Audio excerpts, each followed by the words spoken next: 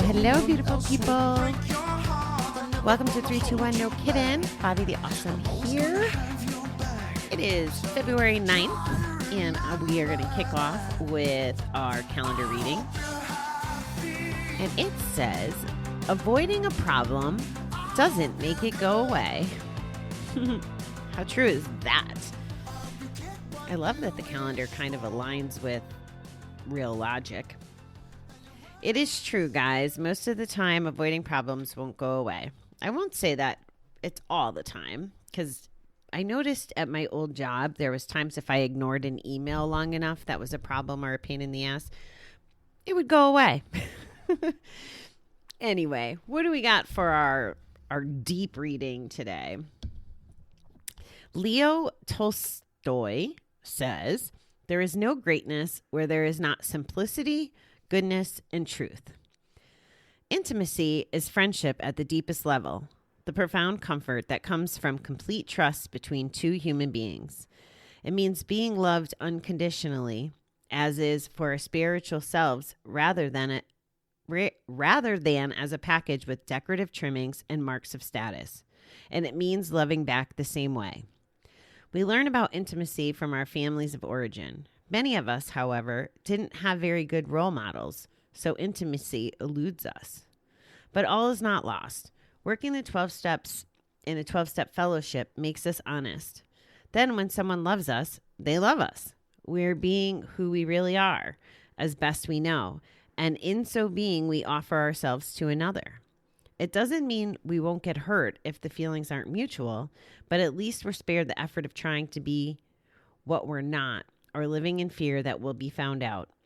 On the other hand, if the feelings are mutual, what great joy to finally be with a friend and be who you really are. Today, help me find the courage to be as honest as I can be in all that I do. Wow, I got a lot of thoughts about this one. So starting with friends, and this has been kind of a theme for me this week, and it happened again this morning. I was in one of my groups, and it's the group that we're co-authoring together, the dozen or so of us. And leading up to that, I was in a group of women, different women, on Saturday morning where we did meditation together and we shared. And then I was in a group of women in one of my business classes yesterday, and we didn't really talk about business. We talked about being in business and how do our partners react to us being so, I wanted to say aggressive. That might not be the right word. High achievers or wanting more than just the status quo. And then this morning in this world, well, actually, this morning in the book writing world, and then this afternoon in another one of my group calls, it just so happened that it was all women today. And as my recovery evolves, I was talking about this when I was walking with Karen today, my circles of friends are changing. And it's not that I don't keep my old friends. I love so many of my old friends. And I still am in relations with, I can't think of any friends that I've lost per se. Maybe I don't get to spend as much time with them, but that's more of a geography thing. But I will say that the friendships are different because I am definitely more honest and talk from the soul for sure. Probably too much. Maybe I'm a little over the top, but I'm very lucky that the people in my life are kind of nimble. But these other groups, to talk about some delicate stuff with other women in circles of life, it's a privilege. And to be able to be intimate and authentic, first of all, without my recovery, I don't think I'd be in any of these groups, quite honestly. And without my recovery, I wouldn't be able to show up the way I show up in these groups. So it's just been there all week, this theme of who is in my life and why. And recovery gave me that gift. And I'm very blessed to have all these different circles of friends.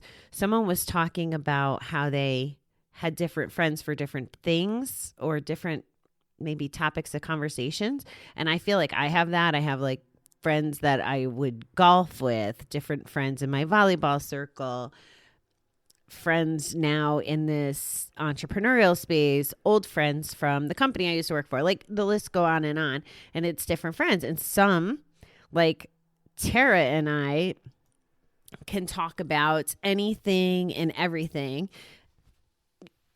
Karen and I talk about a lot of things too, but there's topics that we've never really, chatted about per se.